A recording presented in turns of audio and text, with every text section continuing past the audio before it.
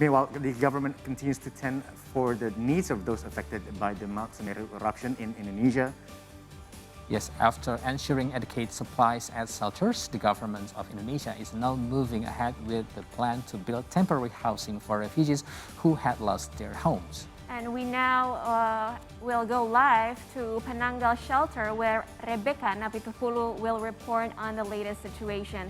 Rebecca, how does the Ministry of State-Owned Enterprises assist the victims around Lumajang? Yes, Krizia, it's raining here, but help is coming on its way. Earlier today, the Minister of State-Owned Enterprise, Erick Thohir, visited several rescue shelters around the Lumajang area. He got a chance to meet directly with the victims, had an interaction with them to get to know more about their stories, and also had an interaction with the children over there to send moral support and encouragement during this hard time. During his visit, he also shared some help for them.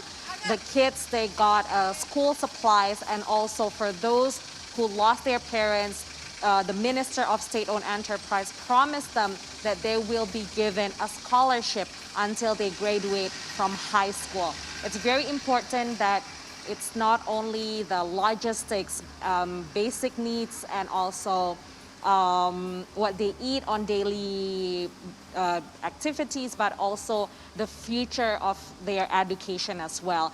And since the first day until now, on our 8th day, since the Mount Semeru eruption, the Ministry of State-Owned Enterprise already built 5 shelters in 5 different districts, accommodating more than 3,000 victims. Daily basic needs are provided right over there.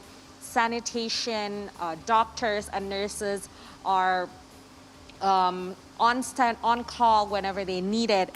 And it's a collaboration between 46 state-owned enterprise companies with total 138 volunteers helping to ease the burden of the victims. But of course, it's not only logistic. We're not only talking logistics because we do have enough logistics until the next 1.5 months, but also the future of these victims. Erick Thohir got a chance to visit one of the possible land that the government has been planning to build a temporary housing area. It's actually here in Penanggal area, right next to the rescue shelters.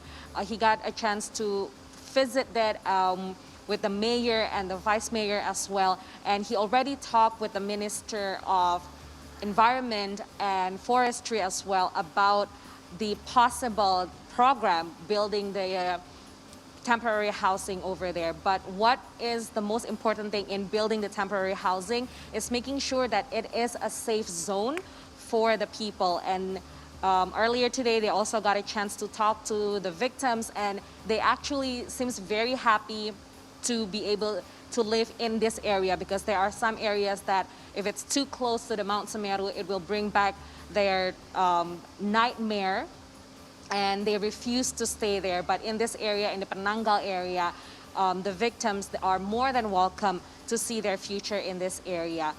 So the government is working on it to build a temporary housing for them so that they can continue their life, so that they will be able to leave the shelter and live a normal life with their house coming on their way. Back to the studio. All right, thank you so much. That was Rebecca Napitupulu reporting from Lumajang, East Java. So it's really good to hear from Rebecca's report just now, and also her report earlier yesterday, that they have got enough logistics for the next 1.5 months. They have food and also even masks. They have enough already. And maybe those of you at home who wants to donate, the one that they really need the most right now is money. Yes. To build the temporary housing, and you can donate via Basnas website. Yes, and do not send any used clothes there, because they're already piling. We have all been reported in our journalism careers reported from disaster areas, and usually people are just really inclined to help.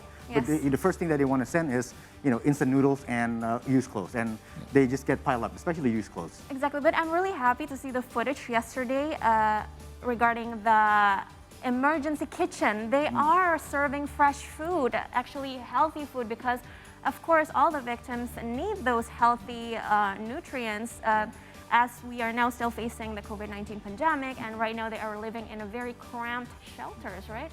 Yeah, the latest data actually from yesterday from National Agency for Disaster Management is that there's 9,118 persons who are displaced from the Semeru eruption, and they are spread out in 115 evacuation posts. But one thing that needs to be addressed is also security, because a lot of people they escaped the eruption and they left all their belongings, and there have been cases of theft there. So, for instance, in the Kamar Kajang village in the Candipuro district, so there had been recorded 2 theft houses being broken into. Right, and talking about the search and rescue, according to the head of the operations section of the Surabaya Search and Rescue Office, Mr. Iwayan Suyatna, he informed that he assured that the team is continuing to search for more victims, because around, at least according to the report, at least 12 people are still missing. And the Surabaya office, together with the Lumajang Military District Command and the Lumajang Police Force, are conducting the search, and they will at least continue the search and rescue until the next Tuesday.